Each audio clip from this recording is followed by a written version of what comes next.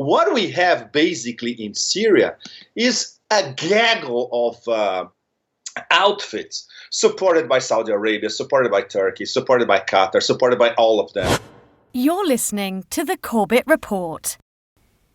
Welcome, friends. James Corbett here, CorbettReport.com. Today is the 23rd of February, 2016, and I am coming to you just mere hours after the release of a bold new statement that's going to solve all of the problems in Syria, a cessation of hostilities between the Syrian government and most of the rebel forces that are arrayed against them, although not ISIS or Al-Qaeda.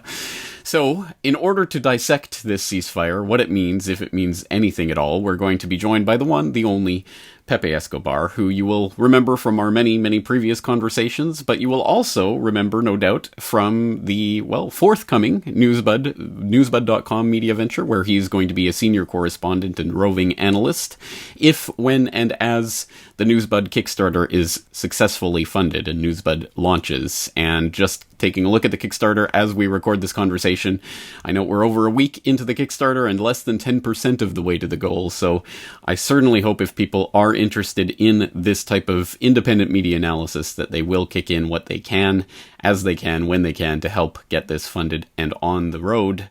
Speaking of on the road, today we're joined by Pepe from Brazil, so always fun to find out where he's going to be in the world. Pepe, thanks for joining us today. Always a pleasure to be with you, James. I should be in an undisclosed location. Sorry, yes. From an undisclosed location. Blew my cover. Sorry. He's somewhere roving in the world. All right. Exactly. Okay. Well, let's get to the meat and potatoes. As I say, this is a developing situation. We've just gotten word of this. You can go to the State Department and read the joint declaration from the U.S. and Russia, who are apparently the overseers of everything that's going to happen in Syria. Right. What does this ceasefire mean? I thought there was a Munich ceasefire that was announced just last week that didn't happen. It just, they announced a ceasefire and no one stopped. So what's different about this ceasefire? You know why it didn't happen, James? Because that one was not a ceasefire. It was the cessation of hostilities charade. And this one is being advertised as a proper ceasefire. It's the same thing, in fact. And the wording is very, very, very tricky. Let me find the key passage over here, in fact. Look, this is expands on the UN Security Council Resolution 2254, which calls for cessation of hostilities, etc. Not applying to Daesh, obviously, and Jabhat al-Nusra, which is Al-Qaeda in Syria, as all of us know, and other terrorist organizations designated by the UN Security Council, between commas. But this is the language of the new ceasefire. If we go back to the original UN Security Resolution 2254, I have a copy here. And it's worth quoting because it's very important. Everything that they are doing against fighting terrorism in Syria relies specifically on combating ISIS, Daesh, of course, Jabhat al-Nusra, Al-Qaeda in Syria, and according to the resolution itself, I'm going to quote, all other individuals, groups, undertakings, and entities associated with Al-Qaeda or ISIL and other terrorist groups. This is the letter of the law of the UN Security Resolution. So the key point is, this is not only about ISIS and Jabhat al-Nusra. It's about all the associations. What we have basically in Syria is a gaggle of outfits supported by Saudi Arabia, supported by Turkey, supported by Qatar, supported by all of them, supported by the CIA, you name it. And it's an in and out thing. It's an evolving, morphing, jihadi highway nebula. In fact, it's a mini cosmos in itself. And obviously, because Jabhat al-Nusra is very strong, they've been in Syria for years, and they are very good at articulating alliances. And they are very well weaponized because of those famous donors from all over the Gulf. They absorb or integrate many of these groups. Other key point, the key mega outfit of umbrella outfit, apart from Daesh and apart from Jabhat al-Nusra, is this so-called Army of Conquest, which it has three main components. One of them is Jabhat al-Nusra, but it has myriad other outfits.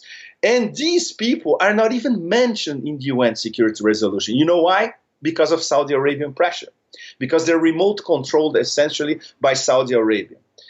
Turkey, they have some interest in them, but for the Turks, the most important nebula is those so-called Turkmen across the border and in Idlib province. And there's also an infiltration of neo-fascists from Turkey itself, which are combating side by side with these Turkmens. But the Army of Conquest gambit in this whole thing is crucial because let's suppose we have midnight in Damascus this Saturday, right? And we have the beginning of the ceasefire. Suppose Russian intelligence a few hours later, a few days later, they discover the organizing, the nerve center of operations that includes Jabhat al-Nusra and all these other outfits in the Army of Conquest. So do they bomb it or do they not bomb it? According to the ceasefire, according to the letter of the ceasefire itself. If you follow the UN Security Resolution, yes, you should bomb them. If you follow the letter of the ceasefire that we just read, no, because they're not. It's not specified over there, and that's what the bloody Saudis had been negotiating with the Americans for the past few weeks. In fact, all these travels of that idiot Al-Jubair, the Saudi foreign minister. The only thing that he cares about is that, look, we need to keep our moderate rebels outside of the final text. And obviously, Team Obama, they complied in the end. So these are the two main sticking points. So this leads me to, okay, I hate crystal balls, but basically, if it goes on like this thing won't last even a day. Perhaps maximum less than a week. Well, the other part of this is that it doesn't even start until Saturday, so we have at least 3 more days of people jockeying for position before it starts, which is just going to increase the hostilities rather than... You're right. And the jockeying for position is really, really hardcore because it involves sealing the Aleppo to Kilis corridor, which is almost sealed. There is a sort of cauldron, Iranian style, in the middle where there are like 500, 600, 700 Daesh fighters in the middle, and they need to be crushed in the next few days. This is what the Syrian Arab Army, the Hezbollah people who are helping them, the Russian Air Force are bent on. And don't forget the whole mega complicated Turk-Syrian border situation concerning those 98 kilometers between the two Kurdish cantons. So what's going to happen over there in the next 3 days? Erdogan, he must be so paranoid at the moment. Say, look, if I don't organize my so-called invasion in the next 3 days, I'm going to be left with nothing afterwards. Because, in fact, at the moment, he has nothing in terms of negotiating power. Because the Turkmens were more or less smashed. The corridor to Aleppo was smashed. And this area, the 98 kilometers, it's still basically controlled by Daesh. And it's going to be fought by the Americans and by the Russians at the same time. Both the Americans and the Russians, they have a mix of competing and parallel agendas. But one thing they agreed on, this stretch between the two Kurdish cantons, the 98, 100 kilometers in the border, they need to extract this out of Daesh control. And obviously, this is what Turkey does not want. So can you imagine the next 3-4 days what's going to happen? An absolute mess. And of course, don't forget the Kurds. Nobody's talking about the Kurds. So if the Kurds, they are advancing along the border, they are more or less trying to link up with the Syrian Arab Army. The Americans are even encouraging the Kurds to make a push towards Raqqa, which is completely crazy. The Kurds, they don't have enough forces to make a push towards Raqqa, to conquer Raqqa, and, Pentagon language, clear and hold. They cannot do this in Raqqa. They don't have the numbers and they don't have the firepower. They will have to coordinate this with the Syrian Arab Army, with Hezbollah, with the Iranian fighters, and the Russian Air Force. This takes a long time. A Raqqa expedition, let's say, would be post-ceasefire. So will the Raqqa expedition be sanctioned by the ceasefire? We still don't know as well. So, this is I think there's, devil in the details as you always. get the trick. Right. So, I mean, mix of conflicting and parallel interests is probably the best way to describe this entire mess. And I just retweeted the other day this interesting infographic of trying to document which forces are on which side and who's against who and who's with who. And it's just a tangle of lines that's just completely unreadable because there's just so many different interests here. One example, the U.S. has supported the Falcons of Mount Zawiya Brigade against the Kurdish YPG, who they are also supporting. They're supporting both sides. I mean, it's ridiculous. So I hate crystal balls as much as you do. We don't know what's going to happen. But is there a side on which there's momentum in all of this? Who's got the momentum victory going on right now? The momentum, the diplomatic momentum, the Kerry-Lavrov momentum is very, very interesting. It's I'll say it's a mini cosmos in itself because they developed a very close relationship. They respect each other. Kerry respects Lavrov a lot. They really talk, and they talk about everything. I've seen it happening in Vienna during the negotiations. With Syria, it's exactly the same thing. The problem is the Russians, they have a very specific and very well organized and organic policy vis-a-vis Syria and the whole Southwest Asia, let's put it this way. And Team Obama, they don't know what they're doing. They improvise on a daily basis. They support all sides, including people who are linked to Jabhat al-Nusra. You see an American administration supporting Al-Qaeda. Okay. Now it's common knowledge and nobody is alarmed by it anymore. But it's completely absurd. They even defended the fact that Jabhat al-Nusra maybe should not be part of the UN resolution, which is even beyond crazy. And at the same time, they would like, if there is, let's say, if there was, there will never be. But this whole charade of the Turkish-Saudi Arabian invasion of northern Syria to create that buffer zone of 10 kilometers inside Syria territory. This is completely absurd. Everybody knows it. The Pentagon knows it. The White House knows it. The CIA knows. If they do this, the Russian response would be really, really heavy metal. Would be beyond Metallica. So everybody knows it's not going to happen. And at the same time, the Americans, Turkey is our NATO ally, so we cannot contradict them too much. And at the same time, they're saying, look, if you try to invade northern Syria, NATO is not going to help you.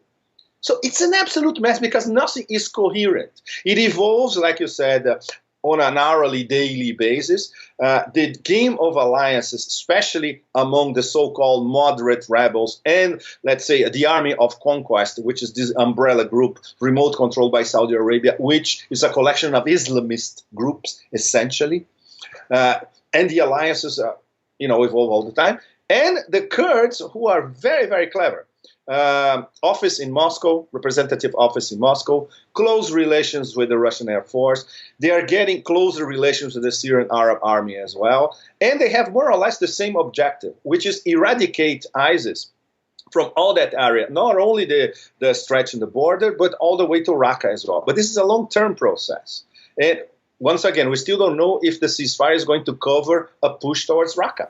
Yeah, I mean, a pretty important detail, you would say. All right, yes. If there's one thing that you think people should focus on in the lead up to this ceasefire, whether it comes through or not, what should people have their eye on? Well, many things. First, what's going to happen in the Aleppo-Kilis corridor, number one. Two, what's going to happen in the 98-kilometer stretch between the two Kurdish cantons. Three, is there going to be a closer collaboration between the 4+1? Russia, Syria, Iran, Iraq, and Hezbollah, towards polishing off the Aleppo corridor out of any Islamist outfits, even beyond Daesh. And what are the Turks going to do? Because at the moment they have literally nothing at the bargaining table. And this is very, very worrying because I would say that the joker in this whole house of cards, and the joker that has nothing at the moment and is absolutely desperate, is Erdogan.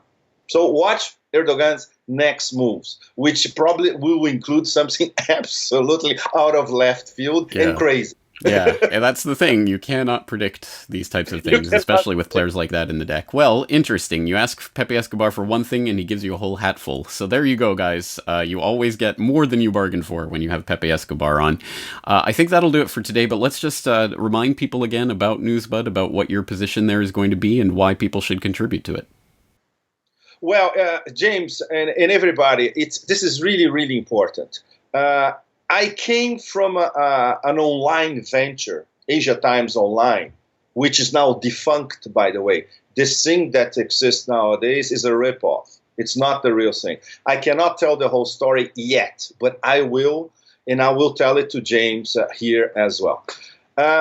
And I was there for 15 years. I was the Asia Times face all over the world. In fact, I was deeply involved in editorial, in so-called management that never existed, etc. And we didn't have a business model. And that's why in the end, when our benefactor failed, the whole operation failed. I believe in NewsBud because there is a business model. Crowdfunding, Kickstarter, financed by all of you. We're responsive to all of you, in fact. I'm available to answer any questions by anybody about what our editorial policies are going to be. I'll be more or less taking care of international coverage. I want to hire a lot of top writers from all over the world to write for us, which is something that in the end I was not able to do with Asia Times. When I started doing it, we had no funds for it. And with NewsBud, we can. So the business model is there, but it depends on people. I know it's horrible to hit people for money. I know, I don't like that. But it's the only way if you need independent news on the net. There is no business model for anybody. The business model of having a guy with a day job blogging 10 hours a day at night until 5 in the morning and trying to make ends meet during the day, it's not professional journalism. These guys are great, but we need a model and we need to integrate these guys to a bigger news organization financed by the average citizen everywhere in North America, across Europe, across Eurasia. So that's the basic idea of NewsBud, and that's why I'm heavily implicated on it. And let's hope it works. So like you said before, the goal is very ambitious on Kickstarter. And we are still less than 10% of our goal with 50 days to go. So in the next 50 days, it's much more important than what's happening in Syria. Let's make NewsBud work. Well, there you go. We can help actually change the world. And yes. Right now we have 831 backers as we record this conversation. I know there's going to be at least 10,000 people watching this on YouTube, another 10,000 downloading the audio from my site. I'm sure we can get more than 831 people on board with this. So again, if you do have the funds to contribute, please do. Join the army. And it's not the army of conquest. You don't even have to shoot an AK-47 and conquer the Turkish-Syrian border. If you shell out $10, in a few months, you're going to have the best independent online media anywhere. All right. Well, I'm looking forward to it. And I'm sure we'll have plenty more conversations like this one, trying to make a sense of this convoluted mess that is being created there in Syria and elsewhere around the globe. Pepe Escobar, thank you for your time as always. Thank you so much, James, and keep it up. Thanks.